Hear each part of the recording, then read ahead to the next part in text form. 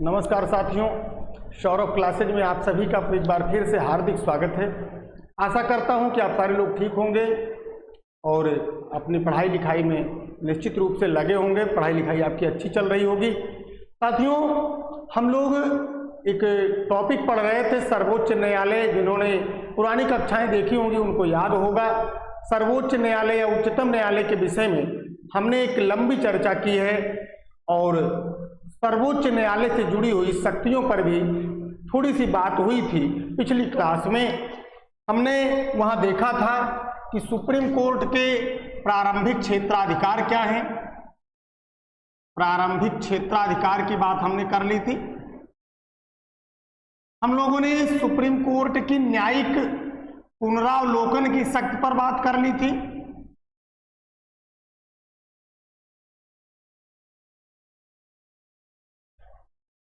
इन शक्तियों पर बात हुई थी हमारी आपकी। शेष जो शक्तियां सुप्रीम कोर्ट में निहित हैं, शेष जो शक्तियां सुप्रीम कोर्ट को प्राप्त हैं, आज हम उन पर बातचीत करने के लिए एक दूसरे के साथ रूबरू हुए हैं, प्रत्यक्ष हुए हैं। आइए शुरुआत करते हैं। सुप्रीम कोर्ट की शक्तियां। सुप्रीम कोर्ट की शक्तियां। मैंने आपको बताया था कि संविधान के भाग 5 में वर्णन है सुप्रीम कोर्ट का और 124 नंबर के अनुच्छेद से, आर्टिकल 124 से शुरुआत होती है सुप्रीम कोर्ट के विषय में अनुच्छेदों की। तो इसी के अंतर्गत एक अनुच्छेद है आर्टिकल 129, अनुच्छेद 129। अनुच्छेद 129 ये कहता है कि सुप्रीम कोर्ट एक अभिलेखीय न्यायालय है। बहुत ध्यान से समझेंगे, खासकर वो छात्र जो पहली बार संविधान पढ़ रहे होंगे या जिनका कॉन्सेप्ट क्लियर नहीं है, उनको विशेष ध्यान देने की आवश्यकता है। सुप्रीम कोर्ट कैसा न्यायालय है? अभिलेखीय न्यायालय है। अब आप पूछेंगे कि इसका अर्थ क्या है, अभिलेखीय न्यायालय का मतलब क्या है? वैसे तो अभिलेखीय न्यायालय हाई कोर्ट को भी कहा जाता है, लेकिन ये ध्यान रखिए कि हम लोग यहाँ पे सुप्रीम कोर्ट की बातचीत कर रहे हैं, इसलिए हमें हाई कोर्ट पे अभी नहीं जाना है। जब हाई कोर्ट का टॉपिक आपको पढ़ाएंगे तो वहाँ मैं आपको बताऊंगा हाई कोर्ट से जुड़ी हुई चीजों के बारे में। अभिलेखीय न्यायालय का अर्थ समझ लें आप। इसका अर्थ ये है कि सुप्रीम कोर्ट में जो भी मामले आएंगे उन पे जो निर्णय दिया जाएगा जजों के द्वारा, जो गाइडेंस दिया जाएगा, जो फैसला दिया जाएगा, वो लिखित रूप में रखे जाएंगे, प्रमाण के रूप में रखे जाएंगे। और वो अभिलेख के रूप में जो प्रमाण रखे जाएंगे वो अपने से निचली अदालतों के लिए अर्थात हाई कोर्ट के लिए, अन्य जिला अदालतों के लिए अभिलेख का कार्य करेंगे, तब तक जब तक कि स्वयं सुप्रीम कोर्ट अपने निर्णय को पलट नहीं देता है। तो ये ध्यान रखेंगे। अर्थात ये कहा जा सकता है कि सुप्रीम कोर्ट द्वारा दिए गए निर्णयों का रिकॉर्ड रखना और उसका प्रयोग निचली अदालतों में करना ही अभिलेखीय न्यायालय कहा जा सकता है, कहा जाता है। तो ये हम लोगों ने समझ लिया कि अभिलेखीय न्यायालय क्या है। सुप्रीम कोर्ट के निर्णयों को सुरक्षित रखा जाता है और बाद में उन्हीं निर्णयों के आधार पे उसी की तरह के मामले में आप उस न्यायालय जिसमें आपका मुकदमा चल रहा है वहाँ ये प्रमाण दे सकते हैं कि अमुक मामले में, इसी तरह के मामले में सुप्रीम कोर्ट ने ये बात कही है, ये फैसला दिया है। और निचली अदालतें सुप्रीम कोर्ट के उस प्रमाण को स्वीकार करके उसका पालन करती हैं। आइए आगे बढ़ेंगे। दूसरी शक्ति के विषय में बात करें जो आर्टिकल 130 के अंतर्गत है। तो अनुच्छेद 130 के अंतर्गत दो प्रकार की शक्तियां प्राप्त हैं सुप्रीम कोर्ट को। दोनों पर अलग अलग बात करेंगे। अनुच्छेद 130 का पहला खंड क्या कहता है, आप ध्यान से सुने। अनुच्छेद 130 का पहला खंड कहता है कि सुप्रीम कोर्ट का मुख्यालय या सुप्रीम कोर्ट की स्थापना कहां पर होगी? दिल्ली में होगी। ध्यान रखेंगे आप लोग। आपसे पूछा जाए कि सुप्रीम कोर्ट कहाँ स्थित है, तो बड़ा सिंपल सा प्रश्न आपके लिए है। आप बता देते हैं कि दिल्ली में स्थित है, नई दिल्ली में स्थित है। लेकिन कोई आपसे पूछ ले कि क्या ये कहीं संविधान में लिखा गया है कि सुप्रीम कोर्ट का मुख्यालय नई दिल्ली होगा, तो निश्चित रूप से आप कंफ्यूजन में आ जाते हैं। ध्यान रखें, संविधान में स्पष्ट रूप से अनुच्छेद 130 में ये लिखा हुआ है कि सुप्रीम कोर्ट का मुख्यालय कहाँ होगा, नई दिल्ली में होगा। मुख्यालय नई दिल्ली होगा, नई दिल्ली। दूसरी बात करें, इसी से जुड़ी हुई बात है, आपसे पूछा जाए कि क्या यह संभव है कि सुप्रीम कोर्ट के किसी खंडपीठ को भी और दूसरी जगह स्थापित किया जा सके, जैसे हाई कोर्ट की खंडपीठ होती है। इलाहाबाद हाई कोर्ट जो उत्तर प्रदेश का हाई कोर्ट है, आप अगर उसकी बात कर लें, प्रयागराज हाई कोर्ट की बात हम लोग करें, तो आप जानते हैं उसके खंडपीठ लखनऊ में है। आपसे पूछा जाए कि क्या यह संभव है कि सुप्रीम कोर्ट की खंडपीठ भी बनाई जा सकती है, निश्चित रूप से खंडपीठ बनाई जा सकती है, खंडपीठ बनाई जा सकती है। लेकिन इसके लिए क्या प्रक्रिया है? प्रक्रिया यह है कि भारत के राष्ट्रपति चीफ जस्टिस ऑफ इंडिया अर्थात सुप्रीम कोर्ट के मुख्य न्यायाधीश से, भारत के मुख्य न्यायाधीश से सलाह करके, उनसे परामर्श करके सुप्रीम कोर्ट की खंडपीठ अन्यत्र भी स्थापित कर सकते हैं। ये ध्यान रखिएगा। अब यहां से भी एक बड़ा अच्छा प्रश्न निकल के सामने आता है।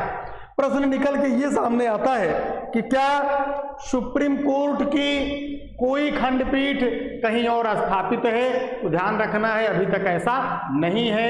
यद्यपि आप लोग जानते होंगे कि ऐसी मांग चल रही थी कि देश के चारों हिस्सों में, पूर्व पश्चिम उत्तर दक्षिण चार हिस्सों में सुप्रीम कोर्ट की खंडपीठ बना दी जाए, लेकिन अभी तक ये संभव नहीं हो पाया है। तो अभी तक सुप्रीम कोर्ट की एक ही खंडपीठ है और वो कहां पर है? नई दिल्ली में है, अनुच्छेद 130(1) के अनुसार। आइए इसी से जुड़ी हुई दूसरी बात करते हैं। यहां आपने देखा कि राष्ट्रपति किससे परामर्श कर रहे हैं? किससे परामर्श कर रहे हैं खंडपीठ स्थापित करने के लिए? चीफ जस्टिस ऑफ इंडिया से। 130 अनुच्छेद का दूसरा हिस्सा क्या कहता है, ये भी समझेंगे। अनुच्छेद 130 का दूसरा हिस्सा कहता है कि यदि, ध्यान से बहुत अच्छे से समझेंगे, यदि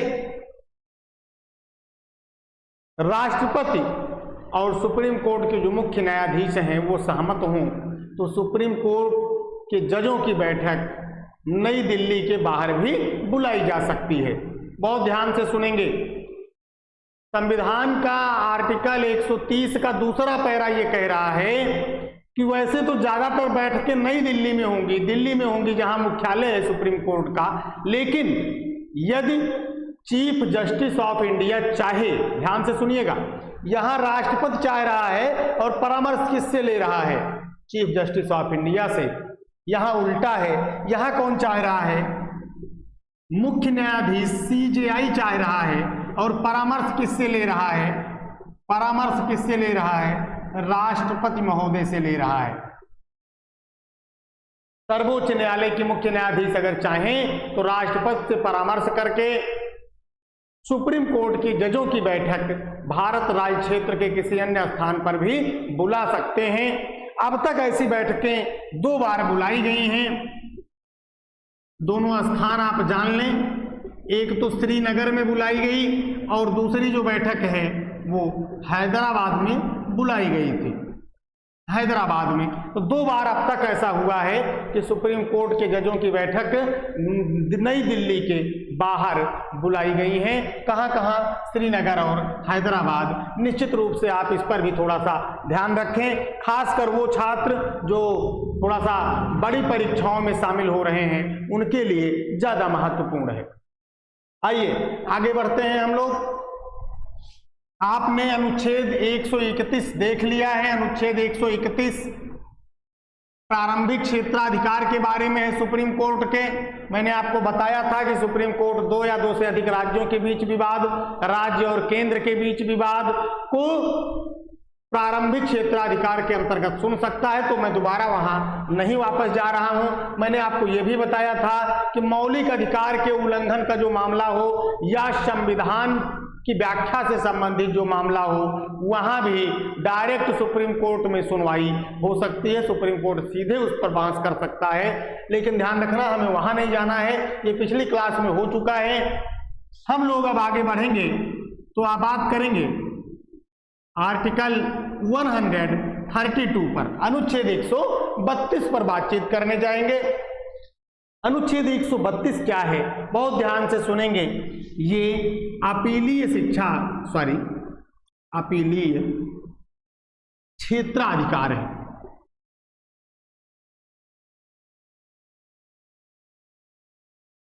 क्या है ये?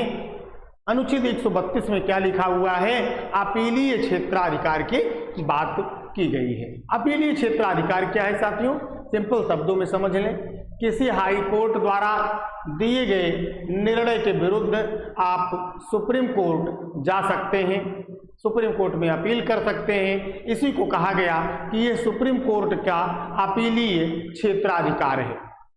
किसी भी उच्च न्यायालय द्वारा जो निर्णय दिया गया है, यदि आप उससे सहमत नहीं हैं तो आप सुप्रीम कोर्ट में उसके विरुद्ध जा सकते हैं। इसी को क्या कहा गया?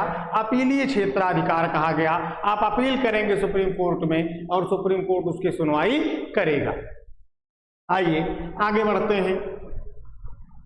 एक अन्य अनुच्छेद की बात करें तो अनुच्छेद 133 और 134 दोनों यही आपको बता देता हूं, सिंपल सा है।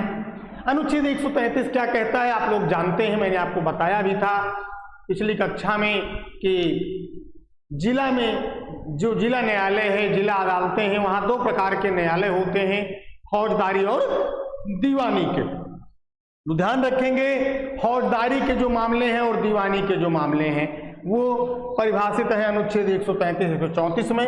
अनुच्छेद 133 के तहत दीवानी मामलों को लेकर आप सुप्रीम कोर्ट जा सकते हैं। 134 के तहत आप फौजदारी मामलों को लेकर या क्रिमिनल केस को लेकर सुप्रीम कोर्ट की शरण में जा सकते हैं।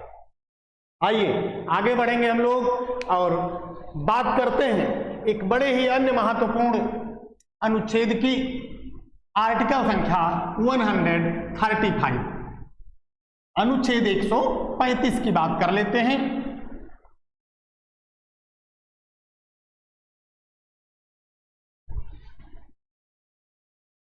क्या कह रहा अनुच्छेद 135? अनुच्छेद 135 कह रहा है यद्यपि सुप्रीम कोर्ट भारत राज्य क्षेत्र में सबसे उच्च मतलब सर्वोच्च न्यायालय है, सबसे ऊपर है न्याय व्यवस्था में, लेकिन यहां एक चीज ध्यान रखना है। अनुच्छेद 135 क्या कह रहा है? अनुच्छेद 135 कहता है कि सुप्रीम कोर्ट सैनिक न्यायालय द्वारा दिए गए दंड को, ध्यान से सुनिएगा मेरी बात, सुप्रीम कोर्ट सैनिक न्यायालय द्वारा दिए गए दंड को सुनवाई नहीं करेगा। किसी सैनिक न्यायालय द्वारा दिया गया जो दंड होगा या सैनिक न्यायालय का जो निर्णय होगा, सैनिक न्यायालय के निर्णय के विरुद्ध सुप्रीम कोर्ट में अपील नहीं हो सकती। बहुत ध्यान से सुनेंगे, किसी सैनिक न्यायालय द्वारा दिए गए निर्णय के विरुद्ध सुप्रीम कोर्ट में अपील नहीं की जा सकती है। अर्थात कोर्ट मार्शल आज की जो प्रक्रिया है उसमें सैनिक न्यायालय का निर्णय ही अंतिम निर्णय माना जाएगा, उसके लिए आप सुप्रीम कोर्ट नहीं जा सकते हैं, ये भी आपको ध्यान में रखना है। एक अन्य आर्टिकल पर चल लें, अनुच्छेद 136 एक बेहद महत्वपूर्ण बात जिसे अक्सर आप लोग न्यूज़पेपर्स में देखते रहते हैं, अक्सर ये शब्द आप सुनते रहते हैं, वो क्या है? वो शब्द है SLP। आप अक्सर सुनते हैं कि सुप्रीम कोर्ट में SLP दाखिल की गई। SLP क्या है ये भी सुनेंगे। एसएलपी का अर्थ क्या है? Special leave petition. Special leave petition simple शब्दों में कहें तो ये विशेष याचिका होती है, विशेष याचिका कहा जाता है। किसी हाई कोर्ट द्वारा दिए गए निर्णय के विरुद्ध यदि वो निर्णय समाज के एक व्यापक क्षेत्र को प्रभावित करने वाला है या वो निर्णय देश के लोगों को व्यापक प्रभावित करने वाला है, तो ऐसी स्थिति में सुप्रीम कोर्ट में एसएलपी दाखिल की जाती है, विशेष याचिका दाखिल की जाती है। इसका अर्थ ये है कि सुप्रीम कोर्ट इस मामले पर शीघ्र सुनवाई करे, जल्दी सुनवाई करे, क्योंकि इससे सामूहिक हित प्रभावित हो रहा है। तो ध्यान रखें, एसएलपी कब दाखिल की जाएगी? किसी एक व्यक्ति विशेष के लिए एसएलपी दाखिल नहीं हो सकती, सामाजिक मुद्दों के लिए या जिससे बहुत सारे लोगों का मामला जुड़ा हो, उन्हीं के लिए एसएलपी दाखिल हो सकती है। एकदम स्पष्ट रहेंगे। तो साथियों, हम लोगों ने बातचीत की, हमने चर्चा की ऐसे बिंदुओं पर जो सुप्रीम कोर्ट के क्षेत्राधिकार में आते हैं, सुप्रीम कोर्ट के अधिकार और शक्तियों के अंतर्गत आते हैं। यहाँ पर सुप्रीम कोर्ट का ये टॉपिक समाप्त हो रहा है। नेक्स्ट क्लास में हम आप फिर मिलेंगे, एक नए टॉपिक के साथ, एक नए मुद्दे के साथ बातचीत करेंगे। क्लास को लाइक करें कृपया, आप लोग लाइक नहीं कर रहे हैं क्लास को, आप चैनल को सब्सक्राइब नहीं कर रहे हैं। आपसे अपील है कि चैनल को सब्सक्राइब करें और शेयर करके अपने उन साथियों तक भी पहुंचाएं जो महंगी कोचिंग्स में फीस नहीं दे सकते हैं, जो मैटर के अभाव में परेशान हैं, उन तक पहुंचाकर हमारा भी उत्साहवर्धन करें और उनके भविष्य का भी, उनके भविष्य में उनको लाभ पहुंचाएं। धन्यवाद, नमस्कार।